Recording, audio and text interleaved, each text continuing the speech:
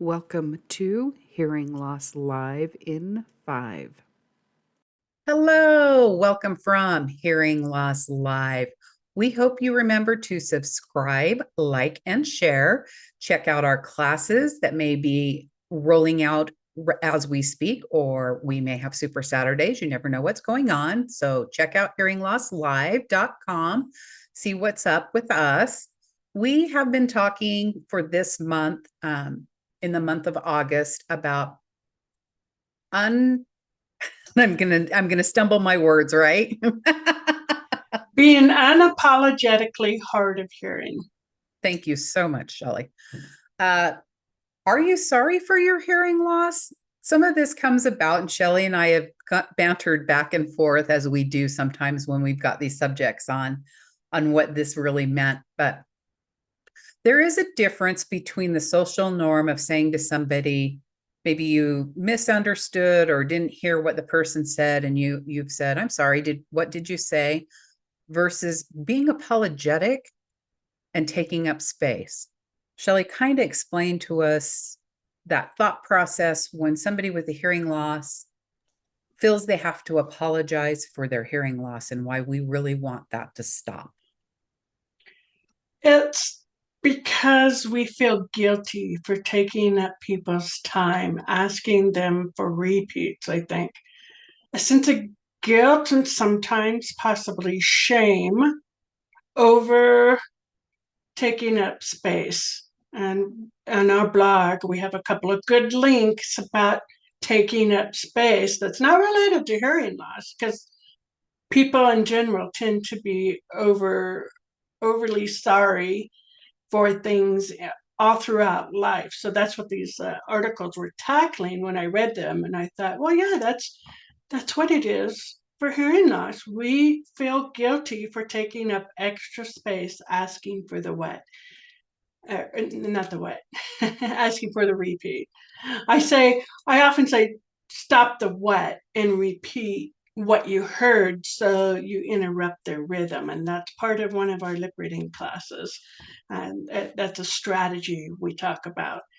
Anyway, if we are sorry for taking up that extra space for the repeat, extra time, we need to stop being sorry for it, because we didn't ask for hearing loss.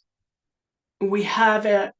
We don't expect other people with other disabilities to apologize for their disability, but we are constantly apologizing for ours, I see, and many other people. So if you're worried about being polite, here's my recommendation: drop the sorry, add a please.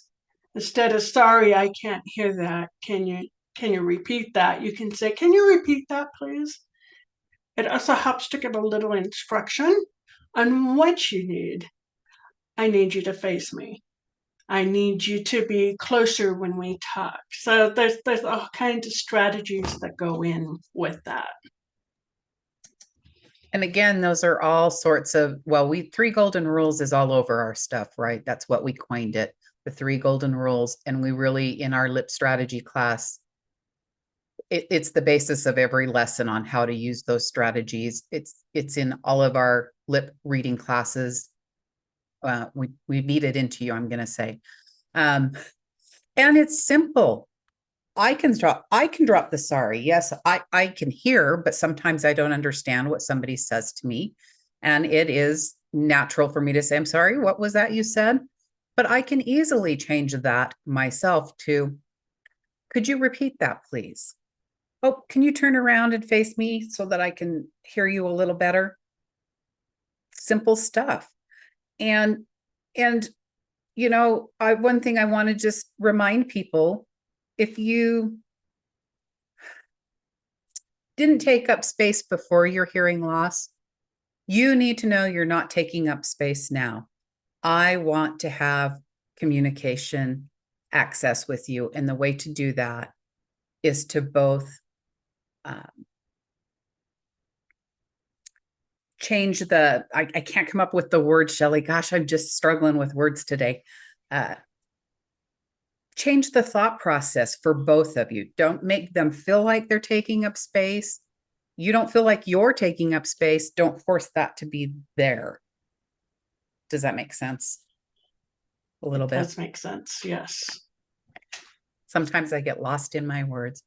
Great subject matter for support groups to possibly pick up and expand on and talk about.